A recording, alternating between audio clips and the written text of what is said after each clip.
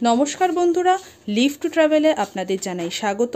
আজ আপনাদের নিয়ে যাব কলকাতার বুকে এক বড় সিদ্ধিবিনায়ক মন্দিরে। আমরা চলে এসেছি সিদ্ধিবিনায়ক টেম্পল, এটার পাশেই একদম মার্বেল প্যালেস। তো এবারে আমরা ভেতরে যাব, মন্দির ঘুরব, সঙ্গে থাকুন, আপনাদেরও দেখিয়ে দিচ্ছি। আমরা দর্শন করব সিদ্ধিবিনায়ক মন্দির। মন্দিরটি প্রতিষ্ঠা হয় 2020 সালে 24শে ফেব্রুয়ারি শুক্রবার। মন্দিরটি প্রতিষ্ঠা করেন শ্রী রাধেশ্যাম আগরওয়াল এবং রাধেশ্যাম গোয়েঙ্কা। এনারা দুজনেই ছিলেন ভালো বন্ধু। এনারা দুজন নিজেদের ব্যবসায় সফলতা পাওয়ার কারণে এই মন্দিরটি প্রতিষ্ঠা করেছিলেন। মহারাষ্ট্রের সিদ্ধিবিনায়ক মন্দিরের রীতিনীতি এই মন্দিরে পালন করা হয়। মন্দিরে প্রতিদিন নিত্য পূজা থেকে সন্ধ্যা আরতি সবই নিষ্ঠাভাবে পালন করা হয়। এখানে 3 বেলা বিনামূল্যে প্রসাদ পাওয়া যায়। তার সময়সীমা হলো সকাল 9টা, দুপুর 12টা এবং বিকেল 5টা। এবারে জানাই এই মন্দিরে পৌঁছবেন কিভাবে। আপনারা চলে আসতে পারেন সরাসরি মেট্রো করে, সেক্ষেত্রে এমজি রোডে নেমে 2 নম্বর গেট দিয়ে বেরোলেই পৌঁছে যাবেন এই মন্দিরে। আর বাসে এলেও আপনাদের নামতে হবে এমজি রোড স্টপেজে। রাজপ্রাসাদের মতন এই সিদ্ধিবিনায়ক মন্দিরটি 48B মুক্তারাম স্ট্রিটে একদম মার্বেল প্যালেস লাগোয়া। এই মন্দিরে ডালা কিনে পুজো দেওয়ার সুবন্দোবস্ত রয়েছে। সেক্ষেত্রে তার মূল্য পড়বে 101 টাকা থেকে শুরু করে 1001 টাকা পর্যন্ত। আমরাও এই মন্দির লাগোয়া দোকান থেকে ডালা সংগ্রহ করে নিলাম। এবারে আমরা মন্দিরে প্রবেশ করব। মন্দিরের ভেতরটা দেখিয়ে দিচ্ছি।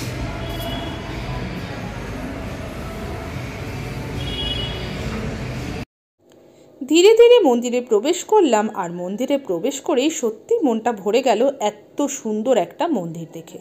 ভগবান দর্শন করতে এসে দেখলাম ভগবানের আসন দেখে মনে হচ্ছে পুরো সোনায় মোড়ানো। আর গণেশ বাবাজির দুপাশে তার 2 স্ত্রী ঋদ্ধি ও সিদ্ধি বিরাজমান। অজস্র ফুলের মালা দিয়ে তার আসন এত সুন্দর করে সাজানো দেখে সত্যি নজর কেড়ে নিল। ওপরে তাকাতেই নজরে পড়ল এক বিশাল সুন্দর ঝাড়বাতি। তাছাড়াও রয়েছে সাদা রঙের মেঝে এবং বেশ বড় বড় পিলার। গণেশ বাবাজির মাথার ওপরেই রয়েছে পিতামাতা শিব ও পার্বতী। আর গণেশ বাবাজির আসনের ঠিক উল্টো দিকেই রয়েছে বজরংবলীর মন্দির।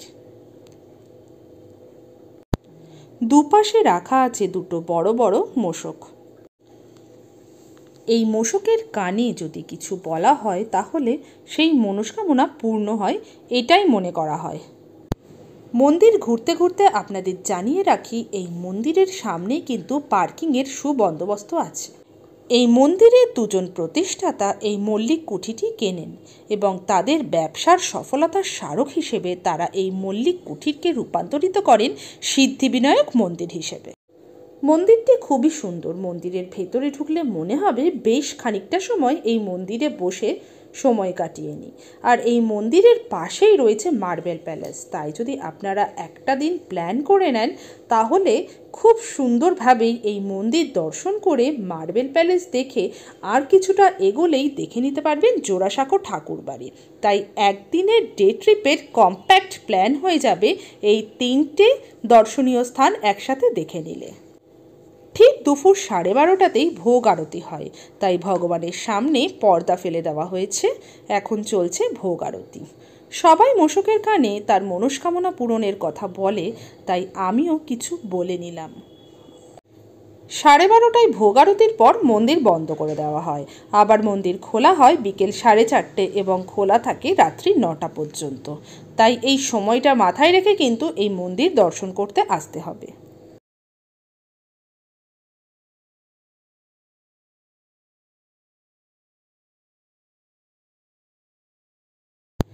মন্দিরের সময়সূচির একটি চার্ট এখানে শেয়ার করে রাখলাম আপনাদের সুবিধার্থে। মন্দির ঘুরতে ঘুরতে আবারও আমার ভিউয়ার্সদের কাছে জানিয়ে দিই, এই ভিডিও পছন্দ হলে অবশ্যই লাইক ও শেয়ার করুন। আর যেই বন্ধুরা এখনও চ্যানেল সাবস্ক্রাইব করেননি তারা অতি অবশ্যই চ্যানেলটি সাবস্ক্রাইব করুন এবং বেল আইকনটি প্রেস করে রাখুন আমাদের এরম সুন্দর সুন্দর ভিডিও পাওয়ার জন্য। আজকের মতো সকল ভিউয়ার্সকে জানাই অসংখ্য ধন্যবাদ। দেখা হবে আবার পরবর্তী কোনো ভিডিও সঙ্গে নিয়ে।